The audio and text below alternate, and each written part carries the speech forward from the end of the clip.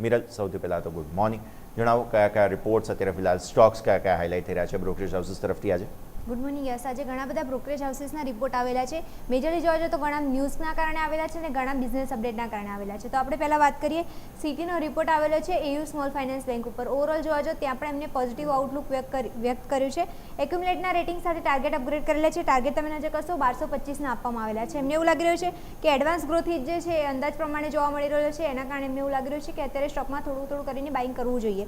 સાથે deposit growth જે છે એ પણ સારો જોવા મળી રહ્યો છે. અને લાસ્ટ એમને કહ્યું છે કાસા રેશિયો અને એયુએમ ગ્રોથ જે છે એમાં પણ 20%થી વાર્ષિક વધારો જોવા મળ્યો છે. એટલે ઓવરઓલ જોવા જતો એના કારણે એમને એવું બિઝનેસ અપડેટ પોઝિટિવ લાગી રહ્યા છે એમને.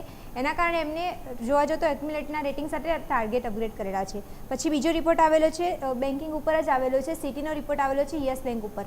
ઓવરઓલ જોવા જતો યસ બેંકમાં એમને લાગી રહ્યું છે કે જે અનુમાન હતું એ પ્રમાણે નથી. એટલે એના કારણે એમને ક્યાંક ને ક્યાંક જોવા જતો ઓવરઓલ દેખવા જતો માર્કેટ એવું માની રહ્યું છે કે યસ બેંકના પરિણામો સારા હતા, પણ એમને એવું લાગી રહ્યું છે કે અનુમાન પ્રમાણે નહોતા. એટલે એમને સેલના રેટિંગ આપેલા છે. ટાર્ગેટ તમે નજર કરશો તો 19ના આપવામાં આવેલા છે. એમને જણાવ્યું છે કે લોન ગ્રોથ જે છે ભલે મજબૂત જોવા મળ્યો છે, પણ લોંગ ટર્મમાં તમે નજર કરશો તો ત્યાં થોડું સાવચેતી ભર્યું વલણ ધરાવવું જોઈએ એવું એમનું માનવું છે. એટલે ઓવરઓલ જોવા જો ત્યાં પણ એમને રેટિંગ અપગ્રેડ કર્યા છે અને સેલના રેટિંગ આપ્યા છે અને ટાર્ગેટ પણ અપગ્રેડ કરેલા છે યસ બેંક ઉપર.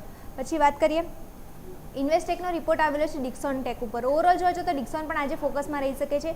એમનું જણાવ્યું છે કે બાયના રેટિંગ સ્ટોકમાં જોવા મળી શકે છે અને એમને ટાર્ગેટ જોવા જતો 16,020ના આપેલા છે. પહેલાં જે ટાર્ગેટ આપ્યા હતા એમાં પણ વધારો કર્યો છે, 16,200ના ટાર્ગેટ કરેલા છે. એટલે ઓવરઓલ જોવા જતો જે રેટિંગ પણ અપગ્રેડ કરેલા છે અને સાથે ટાર્ગેટમાં પણ વધારો કરેલો છે. એટલે એક પોઝિટિવ ફેક્ટર છે. સાથે એમને એવું જણાવ્યું છે કે ઈપીએસ અને અર્નિંગ ગ્રોથ જે છે, રેવન્યુ ગ્રોથ જે છે સારો જોવા મળી શકે છે કંપનીમાં. સાથે એમને એ પણ જણાવ્યું છે ચાઇનીઝ ઈએમએસ જે કંપની જે છે એના કારણે માર્કેટ સેક્ટર છે એમાં થોડો ઘટાડો જોવા મળે છે, પણ લોંગ ટર્મ માટે વેલ્યુએશન જોવા જાવ તો પોઝિટિવ દેખવા મળી રહી છે અહીંયાથી. અને એફઆઈ 2027 સુધી કંપનીની કમાણી જે છે એમાં પણ સારો એવો વધારો જોવા મળી શકે છે. એટલે ઓવરઓલ જોવા જાવ તો એમને પોઝિટિવ ફેક્ટર લાગી રહ્યા છે આ બધા.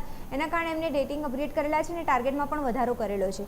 પછી વાત કરીએ આપણે, મોર્ગન સ્ટેનલીનો રિપોર્ટ આવેલો છે નાયકા ઉપર. ઓવરઓલ જોવા જાવ તો નાયકા સ્ટોક લાસ્ટ ઘણા ટાઈમથી ફોકસમાં વધારે રહ્યો છે અને આજે પણ ફોકસમાં રહી શકે છે. એનું રીઝન એ છે કે એમને ઓવરવેટના રેટિંગ આપેલા છે. ટાર્ગેટ તમે નજર કરશો 321ના આપવામાં આવેલા છે. એમને લાગી રહ્યું છે કે QI1માં ફેશન નો બિઝનેસ જે છે એમાં મજબૂત ગ્રોથ જોવા મળ્યો છે. સાથે જોવા જાવ તો GMV અને NSV જે છે એમાં પણ તમે નજર કરશો તો યર ઓન યર સારો એવો ગ્રોથ જોવા મળ્યો છે. સાથે એમને એ પણ જણાવ્યું છે કે આવક અને ગ્રોથ જે છે એમાં મેજરલી જોવા જાવ તો હજુ પણ લાંબા ગાળે સારો એવો ગ્રોથ જોવા મળી શકે છે. એટલે એના કારણે એમને પોઝિટિવ ફેક્ટર માન્યું છે અને એટલે જ એમને ટાર્ગેટ અપગ્રેડ કરીને રેટિંગ પણ એમને જોવા જાવ તો વધારેલા છે.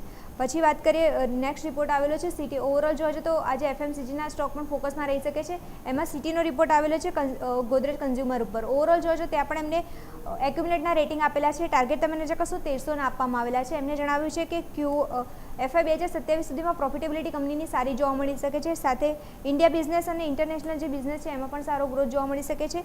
ઇન્વેસ્ટીઓનો બિઝનેસ જે છે કંપનીનો એમાં પણ જોવા જાવ તો બધા સેગમેન્ટમાં એમનો ગ્રોથ સારો જોવા મળી શકે છે એવું એમનું માનવું છે. એટલે જ એમને એવું લાગી રહ્યું છે કે હજુ અહીંયા પોઝિટિવ ફેક્ટર જોવા મળી શકે છે. એટલે રેટિંગ અપગ્રેડ કરીને ગોદરેજ પ્રોપર્ટીમાં અત્યારે જોવા જાવ તો ટાર્ગેટ આપેલા છે. એટલે ઓવરઓલ જોવા જાવ તો આ બધા રિપોર્ટ હતા જેના કારણે તમે નજર કરશો તો સ્ટોકમાં સારું એવું મોમેન્ટમ જોવા મળી શકે છે. મેજરલી જોવા જાવ તો બિઝનેસ અપડેટના કારણે અને ક્યાંક ને ક્યાંક જોવા જાવ તો મેનેજમેન્ટની કોમેન્ટ્રી હતી એના કારણે ઘણા બધા સ્ટોક ઉપર એમને રેટિંગ અપગ્રેડ કરેલું છે. યસ.